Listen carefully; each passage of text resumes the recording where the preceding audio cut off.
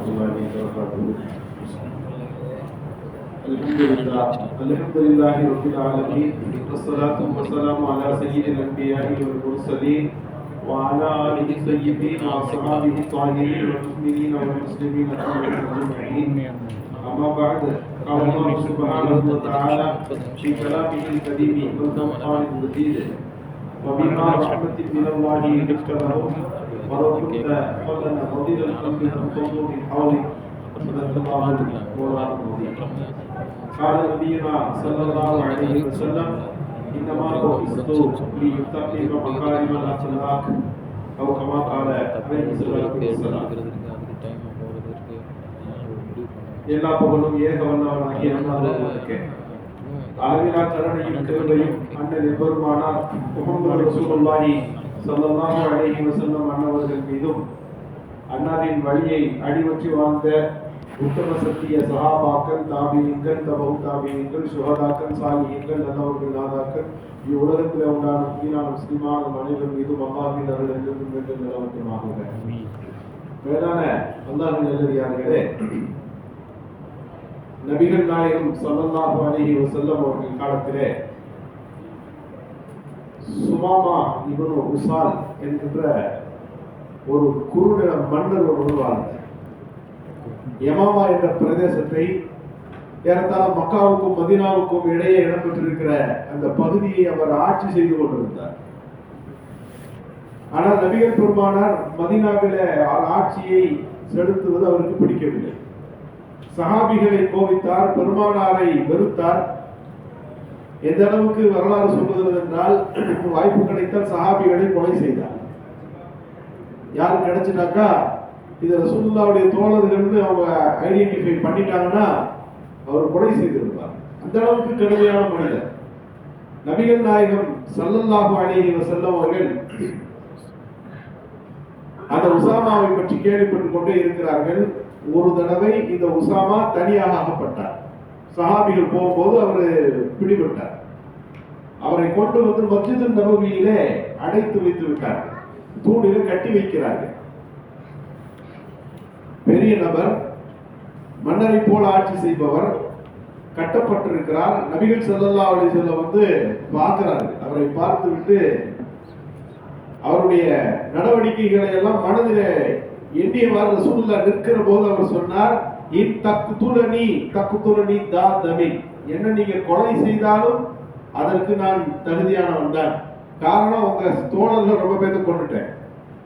Wine துணியின் துணி மாலா ஷாக்கிர், என்ன நீங்க இறக்கப்பட்டு விட்டுட்டீங்கன்னா உங்களுக்கு நன்றி செலுத்துகிற ஒரு நல்ல மனுஷனை நீங்க விட்டுட்டீங்க என்று அர்த்தம் என்று அவர் சொன்னார். ஸல்லல்லாஹு அலைஹி வஸல்லம் ஒரு பதிலையும் சொல்லவில்லை, கேட்டுவிட்டு போய்விட்டார்கள். அவர் அந்த தூண்ல கட்டப்பட்டிருக்கிறார். இரண்டாவது நாள் ஸல்லல்லாஹு அலைஹி வஸல்லம் அவர்கள் வந்தார்கள். யா சுமாமா என்று கூப்பிடுகிறார்கள். ஒரு நிலைமை என்ன, இப்போது என்ன சொல்ல வருகிறாய் என்று கேட்டபோது அந்த சுமாமா அதையே சொல்லுகிறார்: இன் தக்குதுலனி தா தமின், என்னை நீங்கள் கொன்றால் கொலைக்கு பகரமாகத்தான் என்னை கொல்லுகிறீர்கள். இன் துனிம அலா துனிம அலா ஷாக்கிர், விட்டால் நன்றியாக இருப்பேன். மூணாவது நாள் நபிகள் ஸல்லல்லாஹு அலைஹி வஸல்லம் அங்கு வந்தபோது அதே வார்த்தையை சொன்னார். ஸல்லல்லாஹு அலைஹி வஸல்லம் சொன்னார்கள்: அவரை விட்டுடுங்க என்றார். அவர் அவுத்துருங்க, போகட்டும் என்று அனுப்பிவிட்டார். ஒன்றும் சொல்லவில்லை. அந்த மனிதர் நேராக போனார். ஒரு பேரித்தம்பழ மரத்தினுடைய அந்த தோட்டத்துக்கு சென்று குளித்து விட்டு வருகிறார். வந்து இஸ்லாத்தை தழுவுகிறார். நபிகள் ஸல்லல்லாஹு அலைஹி வஸல்லத்துடைய கையை பிடித்துக் கொண்டு அவர் சொன்னார்: இந்த பூமியில இருக்கிற முகங்களில் ஒரு காலம் வரை உங்களின் முகம் வெறுப்பானதாக இருந்தது. இப்போது உங்கள் முகம்தான் இருக்கிற முகங்களிலேயே எனக்கு பிரகாசமானது என்று அவர் சொன்னார். 3 நாள் மஸ்ஜித் நபவியிலே நபி ஸல்லல்லாஹு அலைஹி வஸல்லம் வாழ்க்கையை பார்க்கிறார், சஹாபிகளுடைய பேச்சை பார்க்கிறார், அவர் நடத்தையை பார்க்கிறார், இந்த சமூகத்தினுடைய கட்டமைப்பை பார்க்கிறார். யோசிச்சு பாருங்க, ஒரு பள்ளிவாசல்ல நம்ம யாரோ ஒரு மாற்று மத நபரை கொண்டு வந்து உட்கார வைப்போம், போறப்ப தொழுதுட்டு போறான்னு பார்க்கலாம். அவர் 3 நாள் தான் இருந்தார். பெரிய பகைவர். இதுவரை நான் கேள்விப்பட்ட எல்லாமே பொய், தவறாக புரிந்து கொண்டேன். இருப்பவர்களில் நீங்கள் நல்லவர்கள் என்று சொல்லிவிட்டு நேரம் உம்ராவுக்கு போறார். ரசூலுல்லாஹ் காட்டி கொடுத்த அடிப்படையில இங்க உம்ரா போய் செஞ்சு அவரு இந்த வசனங்கள்லாம் ஓதி வித்தியாசமா செஞ்ச உடனே மக்காவாசிகள் ஒன்று கூடிட்டாங்க. நீங்க முஸ்லீம் ஆயிட்டீங்களான்னு கேட்டு அவரிடத்துல வம்பெடுக்கிற போது பிரச்சனை வந்தது. எல்லாரும் சேர்ந்து அடிக்க முற்படுகிறார்கள். அப்போது அவர் சொன்னார், நான் வந்து யமாமா நாட்டினுடைய அதிபர், இந்த தெரிய உங்களுக்கு யாரும் என்னை பற்றி தெரிந்திருக்கவில்லை. உங்க மக்காவில் இருக்கக்கூடிய கோதுமைகள் எல்லாம் எங்க நாட்டில இருந்து தான் வருது, தானியங்கள் எங்க நாட்டில இருந்து தான் வருது, நான் பொருளாதார தடை விதிக்கிறேன் என்று சொல்லிவிட்டு போய்விட்டார். எந்த அளவுக்கு வரலாறு எழுதுகிறது என்று சொன்னால், மக்காவில் பஞ்சம் வந்துருச்சு. அந்த யமாமா பகுதியிலிருந்து எந்த விளைச்சலும் இங்க வரல. அதை நம்பித்தான் அவர்கள் இருந்தார்கள். சற்று செழிப்பான பகுதி. மக்காவாசி எல்லாம் போய் ரசூலுல்லாஹ்ட்ட இந்த சுமாமா விஷயத்துல கொஞ்சம் ரெக்கமெண்ட் பண்ண சொல்லுங்க, அவரை பார்த்து நடந்துக்க சொல்லுங்க, எங்களுக்கான அந்த பொருளாதார தடையை நீக்க சொல்லுங்கள் என்று மக்காவாசிகள் ஸல்லல்லாஹு அலைஹி வஸல்லத்துக்கு கடிதம் எழுதிய போது நபி ஸல்லல்லாஹு அலைஹி வஸல்லம் அவர்கள் அந்த சுமாமா அவர்களை கூப்பிட்டு திருத்தி அவர்களை மாற்ற சொன்னார்கள் என்ற நிகழ்வை கேள்விப்படுகிறோம். நாம் யோசித்து பார்க்கிறோம், மிகப்பெரிய எதிரி நபிகள் பெருமானாருடைய வாழ்க்கையை பார்க்கிற போது அவர் தன்னுடைய எண்ணங்களை கொள்கையை மாற்றிக்கொண்டார் என்று சொன்னால், முஸ்லிம்களுடைய வாழ்க்கை என்பதுதான் ஒரு பிரச்சாரமாக இருக்கிறது. 1000 வார்த்தைகளை பேசுவதை விட, பல தகவா களங்களை சொல்லுவதை விட, நாங்கள் இப்படி அப்படி என்று நாம் சொல்லிக் கொண்டிருப்பதை விட, வாழ்க்கையினுடைய செயல்பாடு இஸ்லாம் பரவுவதற்கு அது காரணமாக இருக்கிறது என்பதை இந்த நிகழ்ச்சியிலே பார்க்கிறோம். சென்னையில பெரு வெள்ளம் ஏற்பட்டது, நாமெல்லாம் அறிந்திருப்போம். மிகப்பெரிய வெள்ளப்பெருக்கு, எல்லோரும் மிகப்பெரிய ஆபத்துக்கும் பயத்துக்கும் உள்ளான நேரம். ஒரு முஸ்லிம் இளைஞர் யூனுஸ் ஒரு தண்ணீரில் நீந்தி போய் 2வது மாடியிலிருந்து ஒரு கர்ப்பிணியான பெண்ணை காப்பாற்றுகிறார். அங்கிருந்து படகு வழியாக கொண்டு வந்து ஒரு ஹாஸ்பிட்டலில் அட்மிட் செய்கிறார். குழந்தை பிறக்கிறது, ஆனால் அவர் இல்லை. அந்த நேரத்தில் கடைசி கட்டத்தில் எல்லோரும் கைவிட்ட அந்த நேரத்தில் ஒரு வாலிபர் வந்து போனாரு. அவர் பேர் என்னன்னு அந்த பதிவுல பார்க்கும்போது யூனுஸ் இருக்குது. அந்த இந்து சகோதரி தன் மகளுக்கு, பெண் குழந்தைக்கு யூனுஸ் பேர் வச்சார். எல்லாரும் கேட்டாங்க, முஸ்லீம்கள் கூட ஆம்பளை குழந்தைத்தானே யூனுஸ் பேர் வைக்கிறார்கள், நீங்க பெண் குழந்தைக்கு இந்த பேரை வச்சிருக்கீங்களேன்னு கேட்ட போது, எனக்கு அந்த நேரத்தில் வந்து உதவியவர் எனக்கு கடவுளாக தெரிகிறார் என்று அந்த பெண் பேட்டி கொடுத்தார். நாமெல்லாம் கேள்விப்பட்டிருப்போம். முஸ்லிம்களுடைய ஒரு சின்ன செயல்பாடு போதும் இஸ்லாத்திற்கு நற்சான்றிதழ் வழங்குவதற்கு. இஸ்லாத்தின்படி வாழ்ந்து இஸ்லாத்தை நாம் உண்மைப்படுத்த கடமைப்பட்டவர்களாக இருக்கிறோம். நபிகள் நாயகம் ஸல்லல்லாஹு அலைஹி வஸல்லம் அவர்களும் சரி, சஹாபிய பெருமக்களும் சரி, இஸ்லாத்தை பிரச்சாரம் செய்யவில்லை. இஸ்லாம் எப்படிப்பட்டது என்று சொல்லிக் கொண்டிருக்கவில்லை. இஸ்லாத்தின்படி வாழ்ந்து காட்டுகிறார்கள். அந்த வாழ்க்கை அவர்களுக்கு பிடிக்கிறது. நபி ஸல்லல்லாஹு அலைஹி வஸல்லம் காலத்துக்கு பிறகு அலி ரலியல்லாஹு ஒரு ஹுனைன் யுத்தத்திலே இருக்கிறார்கள். யுத்த காலத்தில் ஒரு கவசம் ஒன்று காணாம போச்சு. அந்த கவசம் ஒரு யூதவனுடைய கையில இருக்கிறதுன்னு ஒரு தகவல் வந்தது. போய் பார்த்தார்கள். பார்த்தா அவங்களுடைய கவசம் பத்ர், உஹது உட்பட எல்லா போர்க்களங்களிலும் தாங்கி இருந்த அந்த கேடை, பெரிய கேடை, அந்த கேடை இப்ப யூதவன் கையில் இருக்கு. எப்படி போச்சுன்னு தெரியல. என்னுடையது என்றார்கள். அவர் என்னோடது என் கையில தானே இருக்குது என்று அவர் சொன்னார். இஸ்லாமிய கோர்ட்டுக்கு வழக்கு வருது. ஒரு பக்கம் யூதவர் கேடயத்தோடு இருக்கிறார், இன்னொரு பக்கம் ஜனாதிபதி அலி ரலியல்லாஹு இங்கே இருக்கிறார். நீதிபதி சுரை 2 பேரையும் சமமா நிறுத்தி இப்ப கேள்வி கேட்கிறார். நீங்க வந்து கேடயம் உங்களுடையதுன்னு வாதம் செய்கிறீர்களே, இந்த கேடயம் உங்களுடையது என்பதற்கு என்ன ஆதாரம் என்று கேட்டார். ஹஜ்ரத் அலி கர்ரமல்லாஹு வஜ்ஹா, அந்த கேடயம் என்னுடையது என்பதற்கு என் மகன் ஒரு சாட்சி, 2 சாட்சி வேணும் இல்லையா, 2வது என் அடிமை ஒரு சாட்சி என்று சொன்னார். வழக்கை விசாரிக்கிற நீதிபதி ஜனாதிபதிக்கு தீர்ப்பு வழங்குகிறார். ஒரு பையன் தன் தந்தைக்கு சாதகமாகத்தான் சாட்சி சொல்லுவார், எனவே சாட்சி ஏற்கப்படாது. ஒரு அடிமை விலை கொடுத்து வாங்கப்பட்டவன், அவன் எஜமானனை மீறி பேசுவானா? இதுவும் உருப்படியான சாட்சி இல்லை. ஒரு சரியான சாட்சி இருந்தால் நீங்கள் ஆஜர்படுத்துங்கன்னாங்க. அழிவது இல்லாத 2 பேரை தவிர அந்த பொருள் என்னுடையது என்பதற்கு என்ன ஆதாரம் என்று இல்லைன்னு சொன்ன உடனே அந்த கேடயம் யூதர்களுக்குரியது என்று தீர்ப்பு வழங்கப்படுகிறது. ஜனாதிபதி தன் பொருள் என்னுடையது, அவருடையதுதான், அவருடைய சட்ட ரீதியிலே தன்னால் நிரூபிக்க முடியவில்லை, வெளியே வருகிறார்கள். அந்த யூதவன் சொன்னான், இந்த கேடயம் உங்களுடையதுதான், நாடு உங்களுடையதாக இருந்தாலும் சட்டத்துக்கு முன்பு சமம், எல்லோரும் ஒன்றுபோல் நடத்தப்படுவார்கள் என்கின்ற இந்த செய்தி எனக்கு பிடித்திருக்கிறது என்று சொல்லி இஸ்லாத்துக்குள்ளே வருகிறார். இஸ்லாம் எல்லா காலகட்டங்களிலும் இதுபோன்ற செய்திகளை பரப்பியது. நற்குணத்தை முதலிலே சமூகத்தில் எடுத்து காட்டியது. பெருமானார் ஸல்லல்லாஹு அலைஹி வஸல்லத்தை பற்றி அல்லாஹ் அப்படித்தானே சொல்கிறான், வலவு குன்த ஃபல்லன் கதீரல் கல்வி, நீங்கள் கடினமான சித்தம் உள்ளவராக இருந்திருந்தால் லன் ஃபல்லு மின் ஹவுலிக், எல்லோரும் உங்களை விட்டு விட்டு போய் ஓடி இருப்பார்கள். வபிமா ரஹ்மத்தின் மினல்லாஹி லின்த லஹும், அல்லாஹ்வுடைய பேரர்களால் நீங்கள் மென்மை குணமுள்ளவராக இருந்தீர்கள், சாந்த சுரூபியாக இருந்தீர்கள், மக்களிடத்தில் எப்படி நடந்து கொள்ள வேண்டுமோ அந்த பக்குவத்தோடு நடந்தீர்கள். எனவேதான் ஒட்டுமொத்த சமூகமும் உங்களுக்கு பின்னால் வந்தது. பாருங்க, ரசூலுல்லாஹ்வுக்கு வஹி வருது, வஹி வந்ததால் எல்லாரும் வந்தார்கள், அப்படி வார்த்தை இல்லை. உங்களுக்கு 40 ஆண்டு கால வாழ்க்கையை நீங்க காட்டினீங்க, அதனால எல்லாரும் வரல. மென்மையாக நீங்கள் அணுகினீர்கள், எனவே நீங்கள் உங்களை சுற்றி மக்கள் வந்தார்கள் என்ற திருக்குர்ஆனின் சாட்சி இருக்கிறதே. இஸ்லாமியர்களுடைய நற்குணம் தான் இஸ்லாத்தை எல்லா காலத்திலும் சிறப்பான முறையில் சமூகத்துக்கு எடுத்து சொல்லுகின்ற உயர்ந்த பிரச்சார யுக்தியாக இருக்கிறது என்பதை இந்த நிகழ்ச்சிகள் நமக்கு எடுத்து சொல்லுது. சமீபத்தில் 2020களில நடந்த செய்தியை நாம் கேள்விப்பட்டிருப்போம். டோனி பிளேயர் என்ற இங்கிலாந்துடைய ஒரு மிகப்பெரிய மந்திரி, அவர் ஜனாதிபதி, அவர் குடும்பத்தில் ஒரு பெண் இஸ்லாத்துக்குள்ளே வந்தார். எல்லா பெரிய பெரிய செய்தித்தாள்களிலும் தலையங்கத்தில் அந்த செய்தி வந்தது.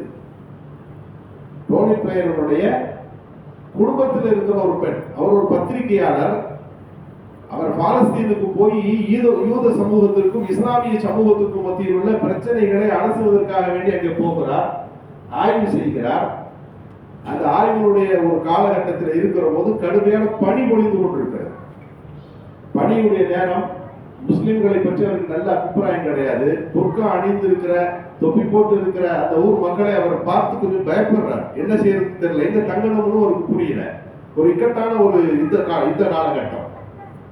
அவர் அவ்வளவு சிரமத்தில் இருக்கிற போதும் அந்த பெண்ணை ஒரு இஸ்லாமிய பெண் கூப்பிடுகிறார், இங்க வாங்க என்று அழைக்கிறார். பயந்து இந்த பெண் போன உடனே துப்பட்டிகளை போர்வைகளை எல்லாம் கொடுத்துட்டு கடுமையான குளிரை சமாளிப்பதற்கு அவர்கள் வீட்டில் இருக்கிற அந்த பானங்களை எல்லாம் கொடுக்கிற போது அந்த பெண் அதை அருந்துகிறார் என்பது மட்டுமல்ல, முஸ்லிம்கள் குறித்துள்ள மறுபரிசீலனைக்கு அவர் உள்வந்தார். பல இஸ்லாமிய நாடுகளுக்கு அவர் தொடர்ச்சியாக பயணம் செய்துவிட்டு இங்கிலாந்துடைய அந்த அரசவையில் இருந்த அந்த இஸ்லாத்துக்குள்ள அவர் வருகிறார்.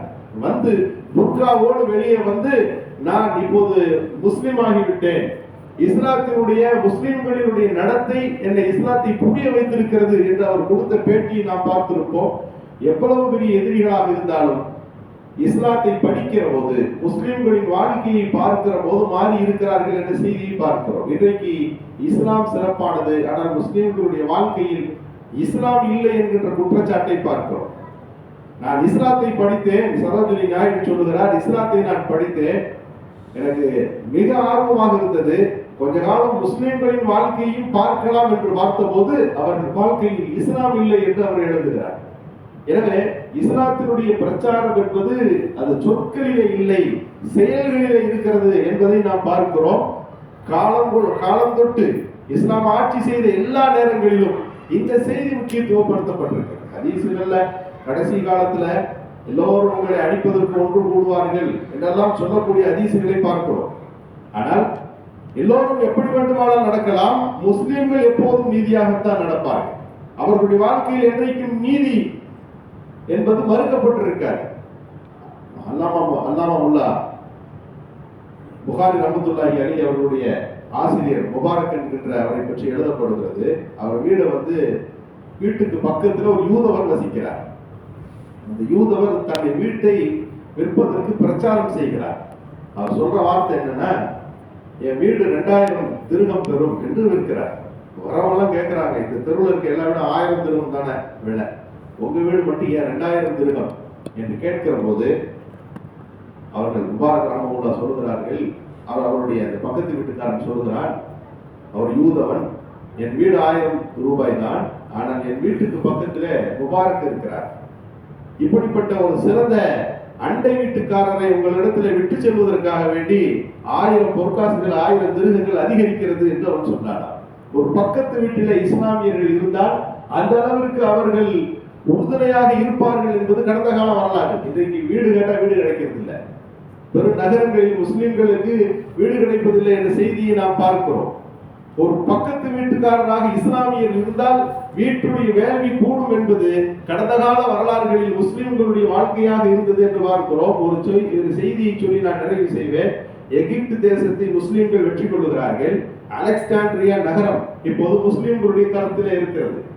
கிறிஸ்துவர்களும் முஸ்லிம்களும் இணைந்து வாழ்கிற ஒரு நாடு அது. அமர் ஆஸ் ரலியல்லாஹு அவர்கள் ஜனாதிபதியாக ஆளுநராக அங்கு நியமிக்கப்பட்டிருக்கிறார்கள். திடீரென்று அந்த நாட்டிலே அலெக்சாண்ட்ரியா நகரத்தின் மத்தியிலே இருந்த சிலை உடைக்கப்பட்டிருக்கிறது.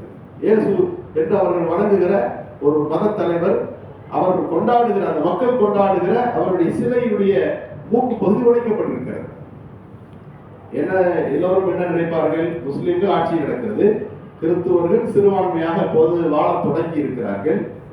அவர்கள் வணங்குகிற ஒரு சிலை பொது உடைக்கப்பட்டிருக்கிறது. பாதர்களும் பங்கு தந்தைகளும் ஒன்று கூடினார்கள். ஊர் முழுக்க கலவரமாக ஆனது.